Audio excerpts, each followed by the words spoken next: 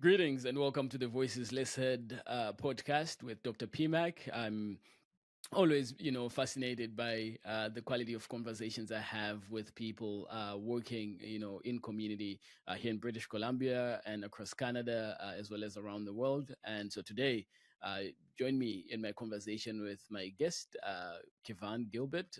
Kevan is a creative entrepreneur based in Kelowna, BC. And after a long career helping organizations adapt to digital change, he started his own business called co.school.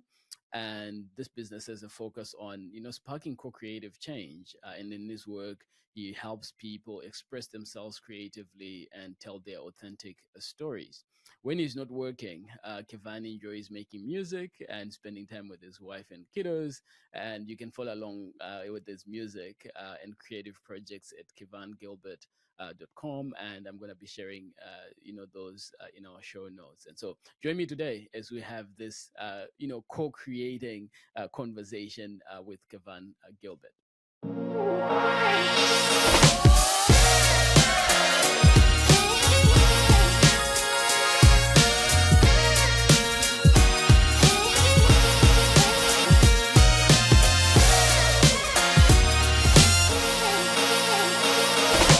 So Kevan, thank you for joining me on this Voices Less Heard podcast show with Dr. PMak.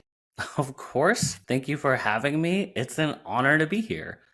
Oh, fantastic. And so I was doing, part of my research and trying to understand, and I do that with all of my guests, right? Try to understand who they are, where they're coming from, and what really motivates them to do the work that they do. And I came across music videos that you did, and some of them you did them with your kids. I'm like, who is this person? So tell me a little bit more about just what inspired you to make those music videos. And I'm gonna, for our listeners, we're gonna share them in our notes, in our show notes, so that they're able to access them. But tell me, what inspired you? Can I ask which specific videos you have in your mind when you ask that question? There was the one that sparked my interest was the Christmas card one, like the one that you did when you were still with Design 7. I was like, wow, that's amazing. What a way to send to your clients, right? And the whole production. I'm like, Kevan did that? Because I was looking at the credits, like, created by and directed by Kevan. I'm like, wow. Yeah, that. And then you had, and then the other one I loved was the one that you're doing as a dad, right? The time that you took, paternal leave, and you're trying to get your babies to sleep, etc. And you're like, well, you know what? Let me just think about Kanye West, and let me do this song, a rendition of it, and I'm like, this is crazy.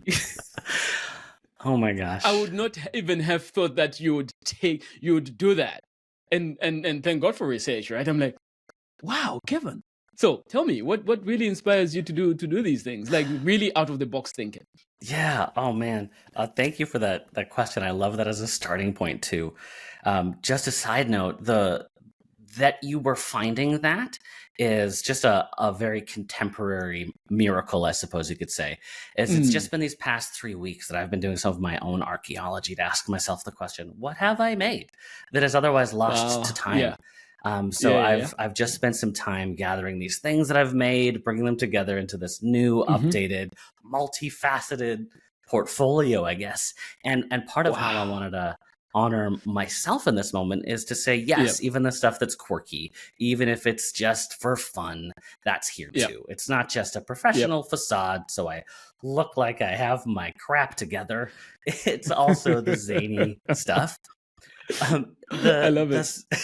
The specific first video you mentioned, this is like, it's a singing, dancing Christmas card to the clients we serve at the digital agency I was part of. And the story there, I actually used to be a client of this agency before I joined the team. I worked for Uni Gospel Mission in Vancouver as part of the communications team. So I got to know this group of people who would help us solve interesting technology problems. And every year they'd send their clients these Christmas greetings, and they were always just a little bit quirky. They were funny, they were colorful. They might be like photos of the team's faces, but on this poster you unfold for your office with these like sayings you have to match. And when I joined that team, it was in November. And the very first project that I was thrilled to be asked to work on was this annual Christmas tradition. And that particular year, I helped design and write something that was like a fill-in-the-blanks Mad Libs poem about, I don't know, the Grinch and an internet outage. And then the next year, I was like, what are we going to do next year? And by the video that you saw, that was my third year. I'm like, we're going big this year. We've had a huge year. I've been like lead content strategist on this massive web redesign for Imperial College London, like one of the world's leading universities. I'm in transition. I'm living literally in my in-laws' basement. We just had our second baby. And I'm like, we gotta like find some life in the midst of this like low ebb Canadian winter and like do what we do best, which is like do something funny. Do something. So I had the idea of like, what if we did a song? And I make some music. And at that time I didn't really even have a lot of recording gear, but I was recording demos on my iPhone, and then I used my in-laws like travel van, like it's not an RV, and I would use that as a studio like late at night when it's freezing cold to like record these vocal stems that I then sent to a producer that I got introduced to, who helped me build it into a whole song called Merry Christmas Internet. And then shared it with the team. And at that time we had an amazingly talented dude on staff who has like a documentary filmmaker. So he's like, I got this.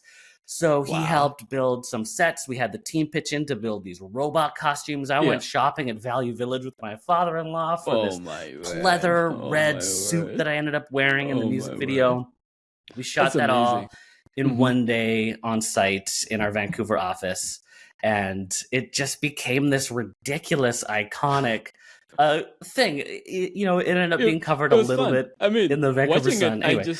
I couldn't stop laughing. Like I just was like, and so I think for me it was like knowing you in your formal setting, right? Because you and I have, you know, met and worked in professional settings, right? You're presenting in your powerhouse and you're doing all this amazing facilitation. And then I'm trying to reconcile that with the Kevin who's wearing a jumpsuit. But to your point, what you said is very important too, right? That there's this persona that appears in front of people, and you've done TEDx talks, you've done many of these, you know, like speaking, you know, engagements. There's this persona, and then there's this other person. Well, it's not this other person, it's actually one person, right? And so what I got for myself was like, hey, Patrick, just be true to who you are, be authentic, and don't be afraid of criticism, right? Like just turn up the way you turn up. And so thank you for that inspiration. And then watching, you know, the other songs that you're doing with your kids and the props and all these things, really, again, just so when you talk of, you know, going into your, you know, archives and digging all of this up, is for me showing who you are, right? The authenticity that you bring to life and to conversations. And so I want to switch now, if you're allowed, to having a conversation with you about the kind of work that you do, right? So co-facilitation, co-design. In fact, you've summarized by saying that you help lift the voices of other people through listening and facilitating and storytelling. What led you down that path? Yeah, that's a great question. Thank you, Patrick, just for how you pay attention and how you listen.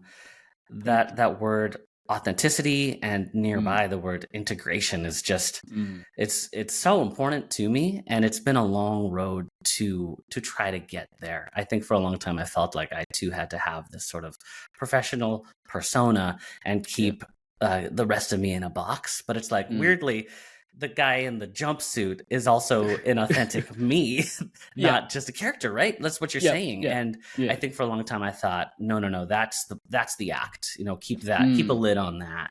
Just be the straight-laced you, because that's more palatable. But it's a sense of like, even in the midst of professional settings where I'm trying to help people, I can help no one if I haven't done the work of surfacing myself, you know? Oh, that's deep. Yeah. And yeah, so how I ended up in the type of work where we met each other is an interesting quest. I as I mentioned, was working for a lot of years at a digital agency, and the projects were far ranging. They're all about changing something. Something's going to change at the end of this. We're gonna build something, make something, or maybe it's just us that'll change along the way. And I was in these moments where I'd say, be on the strategy side of things, pitching an idea. How about, dear organization, you've got this challenge. I propose we shall solve it this way. Here's a creative idea.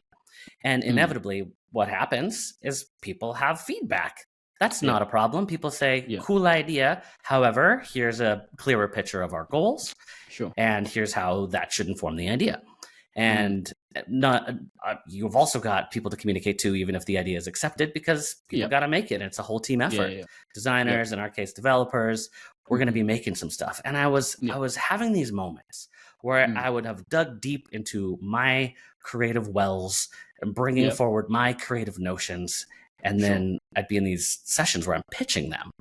And I said to myself, there's got to be a better way. Like, why isn't your feedback integrated earlier? Why aren't you involved in the ideation? Why aren't the people who are going to build this part of the thinking of the idea?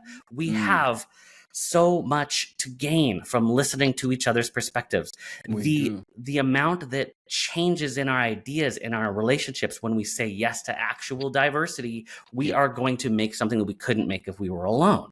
And so the path I took was to say, I got to do more of this. I got to find out how to host these creative spaces, to hear on purpose from people. And so over the years, I began sort of following my nose to say, who else needs to be heard here? And this would look like community members. This would look like users of the end product. This would look like employees in our client organizations. And I began hosting. That was my primary duty. My role became facilitation practice lead at this agency. And I'd be figuring out how to do it. How do we host collaborative design sessions? How do we meaningfully hear from people? How do we incorporate their input into the actual final thing? Not just one time at the end, not just one time at the beginning, but let's make the thing together.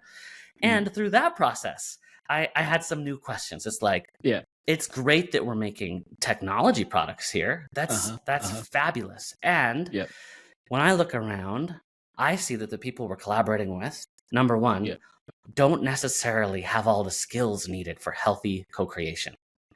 We haven't been taught to work this way. Many of us who are adults, at least in the Canadian West, did not get educated or go to workplaces where we know how to bring our authentic selves, how to give our feedback constructively, how to feel like we have a voice in shaping what gets made. So that needs to be taught. And number two, we can make anything. We don't just have to make what's on the web. And so with that hypothesis, I had the sense of just really wanting to dig deep into that space, to keep doing co-creation with community to help bring about change that is beyond the screen. That's amazing, Kevan, and thanks for that. So I want to take you back to just maybe 2 or 3 sentences. How much of that sort of, not being taught how to collaborate is rooted around this notion of individualism, right? Because I'm originally I come from Zimbabwe in Southern Africa, and growing up until today, it's about community. It's about working together. It's about, collaborations and co-creating and centering humanity. So how much of that do you think has been a singular part of this Western philosophy of individualism? Do you think that played a role into how that shaped that world of just you being at the front and delivering, right, as opposed to co-create? Yeah, that's a beautiful question. I'd love to hear a little bit more of your perspective on that. So, from my point of view, I don't know if I can answer that well, in that I still feel like somewhat of an outsider in the culture I live in. Partly is my own education was a home education for most of my childhood. And as I moved even into the workforce, I've been working from home for a good 12 years. So my individualism is my own my own blinders. Is I actually only have my own individual perspective to bring. That's all I can speak for. And I think you could be right. Like we have a very consumerist type of culture where we go and we get what we need for ourselves and the people we take care of. And my in-laws, who I mentioned earlier, just got back from a month-long trip to Kenya and Tanzania. Oh, nice! And as they were showing us their photos and telling the stories, first, like what was visibly beautifully on display was the endless horizon, the diversity of wildlife, and the fact that we still have it. I'm like, it playing in my head. If this was under the stewardship of the people who run the show around here, we know. I mean, we don't even want to go there. But what I'm seeing and sensing is a sense of relationality to all things, a sense of taking care of each other that is foundational. And I think what I hear you hinting at is a way. You've lived that way. You have friends, family, ancestors who know this way. And to you, as you look at how things are organized in the West, it's like, to you, it's obvious. Maybe you're saying y'all are missing something. You're oriented around the solo unit. Why aren't you paying attention? I'd love to hear just like how you think that. Thanks. First of all, what an expert communicator you are, and how you're supposed to be the one who's answering all these questions. Like, how do you turn it back to me? but to your question, like I said, I think from the very foundations of my growth experience, it was always about we and not I. Right, my mother, my grandmother, and these two women played a significant, and my mother is still alive and continues to play such a significant role in my life in terms of just grounding me right on on important principles of doing life, right?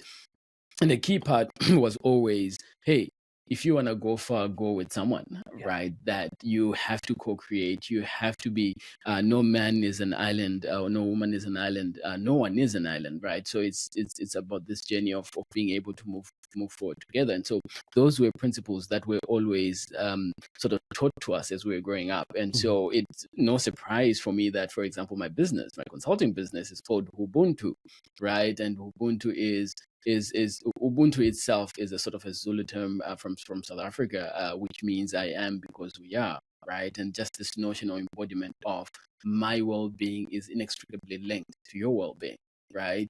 I was having a conversation the other day with my wife, and we were talking about just materialism and wealth and all of these things, and I remember saying to her, hey, where we come from, it doesn't make sense if I'm the only richest person in the family.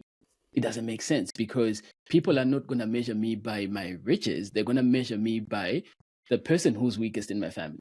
That's where I am, right? Financially weak, right? And so in a big family, so say where I've got 4 other siblings, if I'm the only one who's wealthy and successful, and the least of us is not wealthy and successful, I'm not measured by my success. I'm measured by my siblings' lack of success, to say, look at them, they're not doing well, right? So, yet I would think that as an individual I'm okay, but no, the community is looking at all of us, right? So this is Ubuntu. I am because we are. So how do we ensure that we're able to co-create and we're able to move forward? And so as I was reflecting on your work, Kevan, it sounded to me like you've also embodied, and I'm not sure if you have, because you've not explicitly put this out, and so maybe here's an opportunity for you to do so.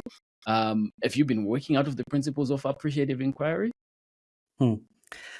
Yeah, because so AI is really an asset-based or strength-based approach, right? To systems change. It emphasizes this idea of how do we generate positive ideas from groups, from organizations, and move away from a negative-based, philosophy, right? And so, if I remember well, Professor David Cooperrider, who is one of the or in fact, the leading figure around AI, appreciative inquiry, termed it, moving away from a deficit-based approach to a strength-based approach. And so when I read through the work that you've been doing, when I listened to you speak a couple of months ago as you're facilitating a wonderful conversation we're having out in Whistler, I could sense, right? And I think I did say at some point, this sounds like, appreciative inquiry.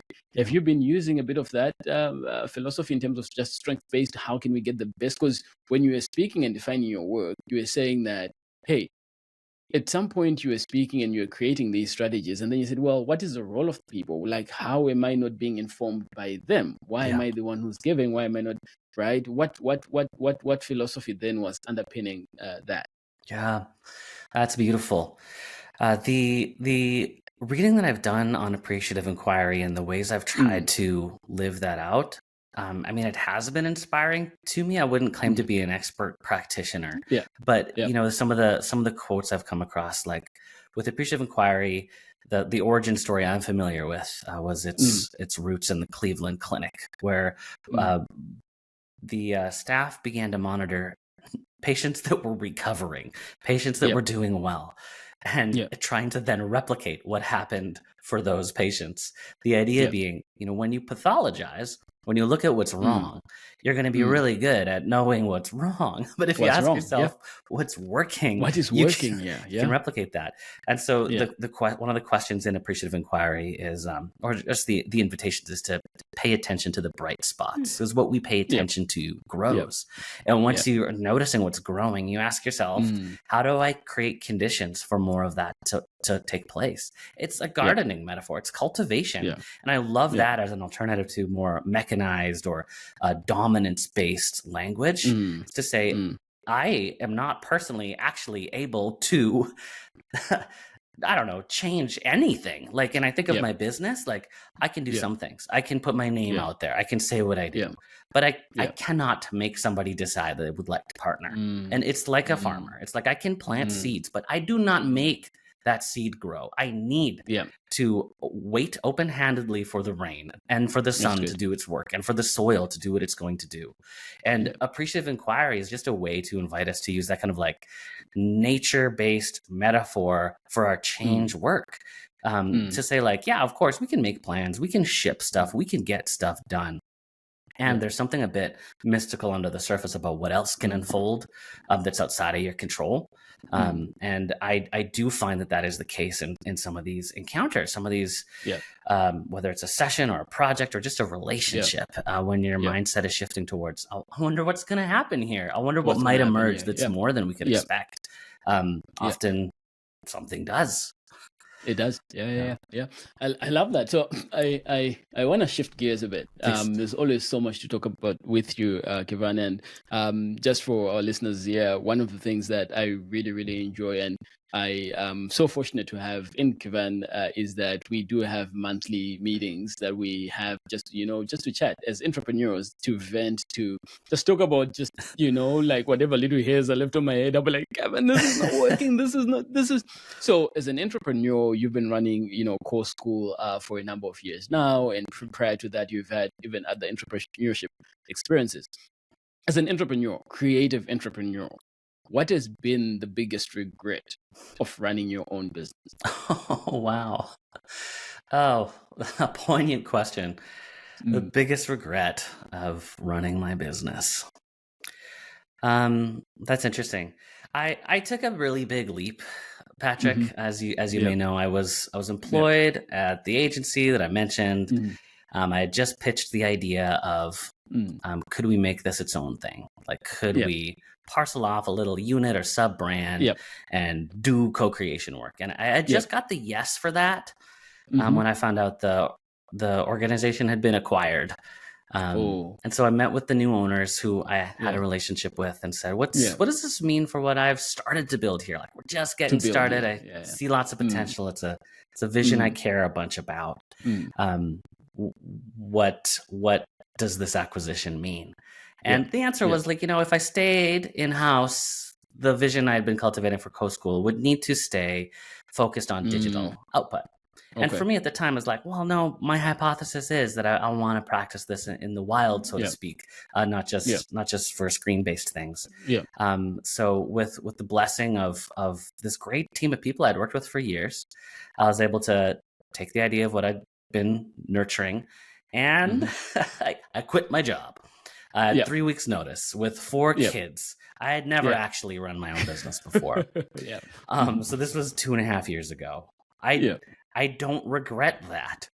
I do not regret the massive leap, the big risk, the stepping out on my own. I needed that catalyzing moment, and I've learned so much through it. Regrets are kind of in the category of like, how I don't even know what to say. Like, was it how big I was dreaming? Was it the ambitions I had? Was it that I wanted the world to be changed in some sort of grandiose way? Was it how big I thought I needed the company to be out the gate? I took on too much personal debt and financing at the start.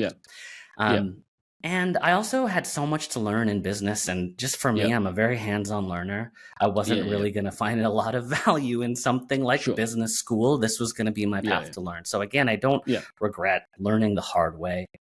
I also, after starting the business as an adult, got an ADHD diagnosis.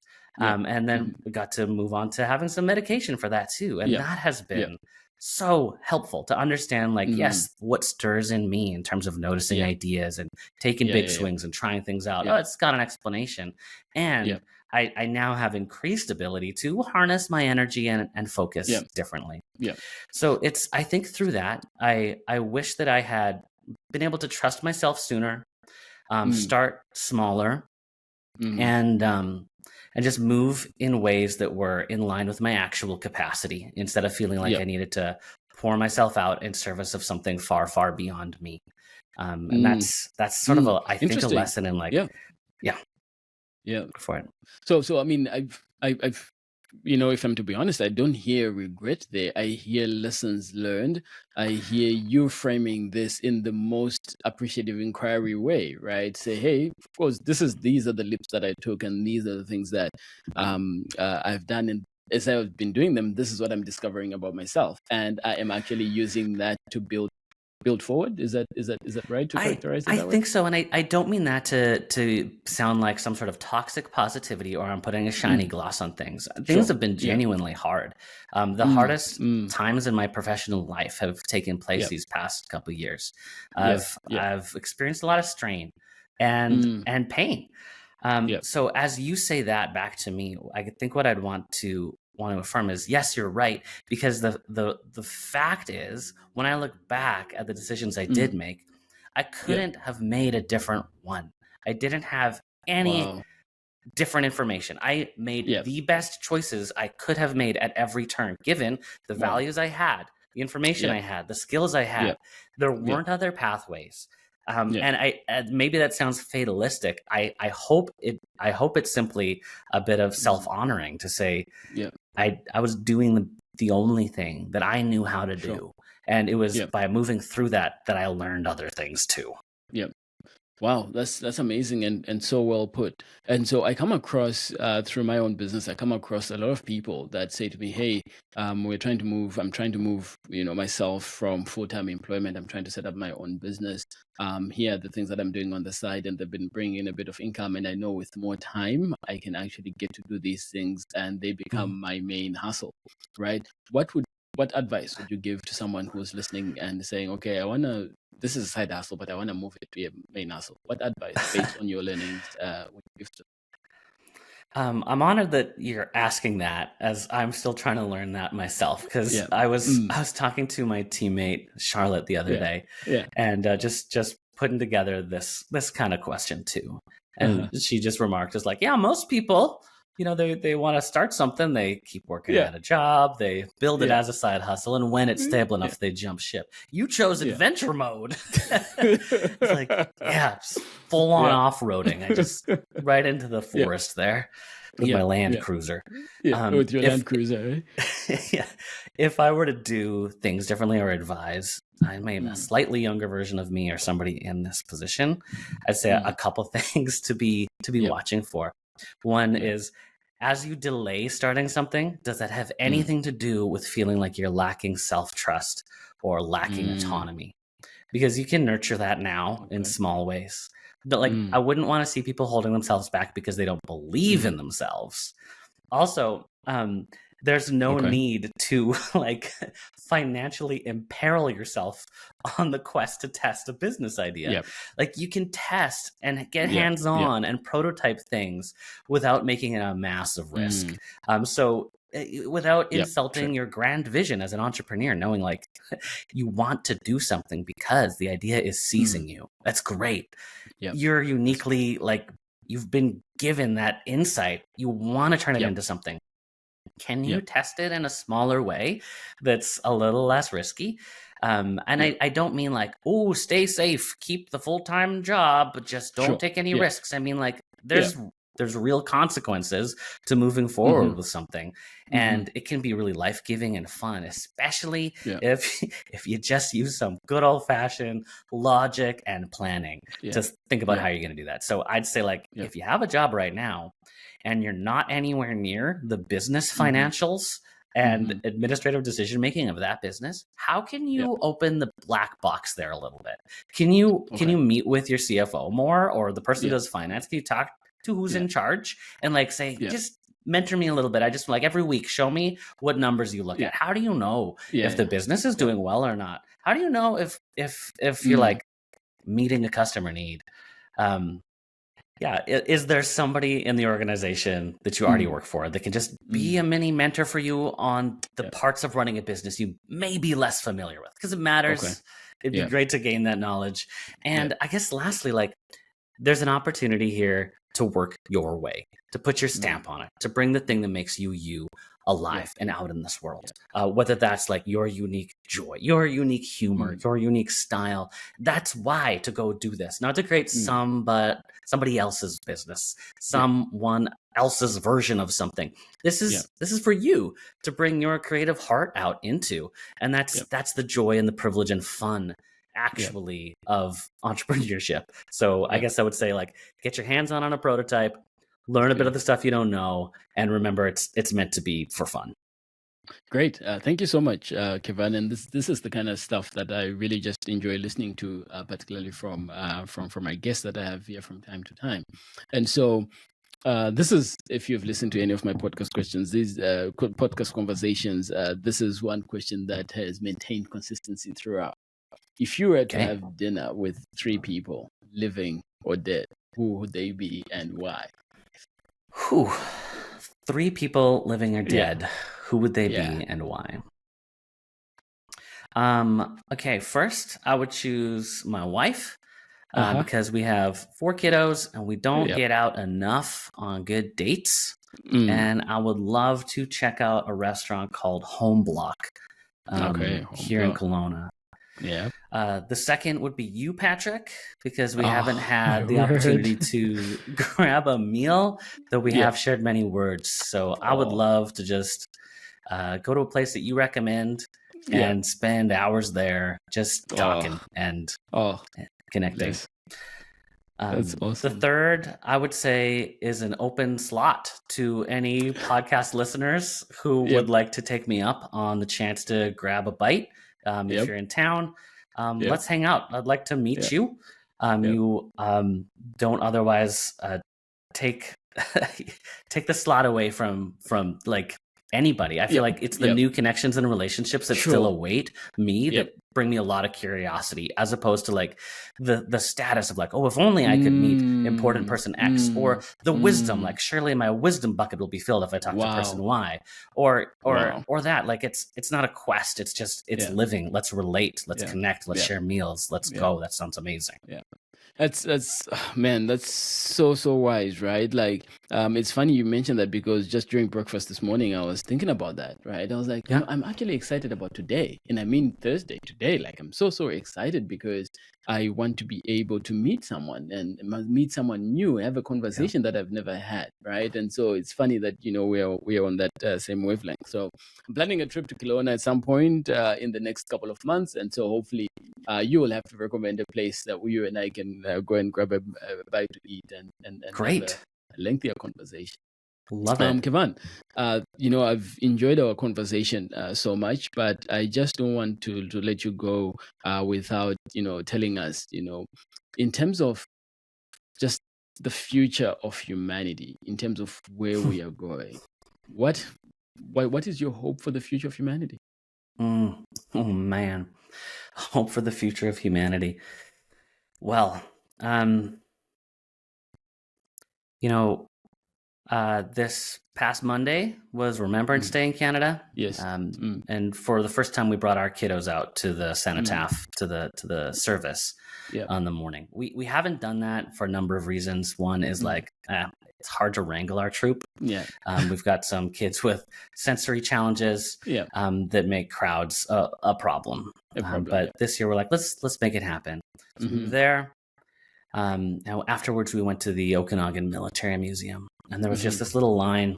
I was like, it's a volunteer run museum. It's lovely, but it's very community driven. They have just one little plaque that talks about the 21st century and in terms of like Canada and combat. And it just said one bit.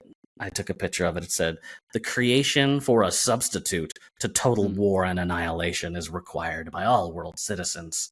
Wow. It's like, basically, we can't keep doing this. Yeah. We can't keep thinking we're going to solve our problems by finding more technical innovations in weaponry.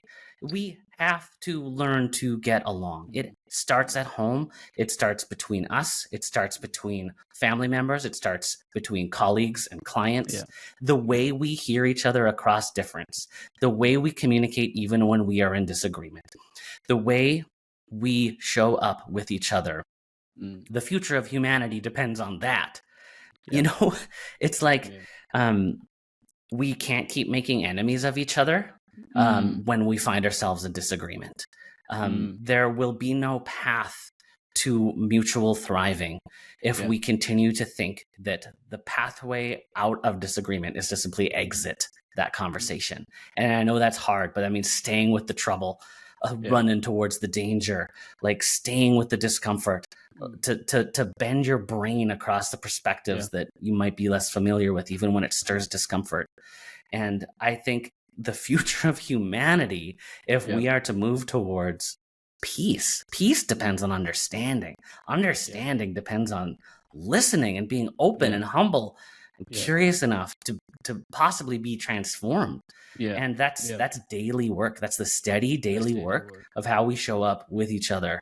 And so my hope is that we stop looking to externally provided solutions in the form of governments and people and businesses and miracles, to say it's actually all right here. It's in our hands. It's only how we move forward with each other. We're all we've got. We are all we've got. Yeah, that's amazing and so profound and so powerful. And thank you for sharing that, and thank you for sharing sort of that view for the future of humanity. In fact, one of the favorite lines I've been from you that I've been mulling over the past 24 hours is that you've said that no matter what change we are making, the way we change shapes the world we live in. Yeah, that's so profound. Kevan Gilbert, thank you so much for spending time with me on Voices Less Heard. And thank you for all you do for community. Thank you for all you do to co-create, co-facilitate difficult conversations, difficult spaces, to co-design, technologies and spaces where everyone matters, where everyone is brought around the table, and for your encouragement, for everyone to speak out, for everyone to be able to share their knowledge, their wisdom, as well as their positionality within communities. And so thank you for the work you do, and I look forward to continued engagement and chats with you. Awesome.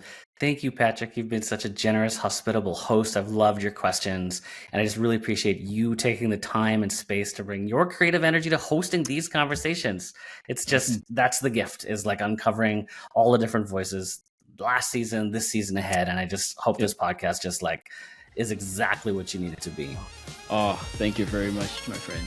Thank you for listening to the Voices Less Heard podcast with Dr. PMak. I hope you enjoyed insights that came out of this conversation. Keep your notifications on. Our next episode will be dropping soon. Thank you and enjoy.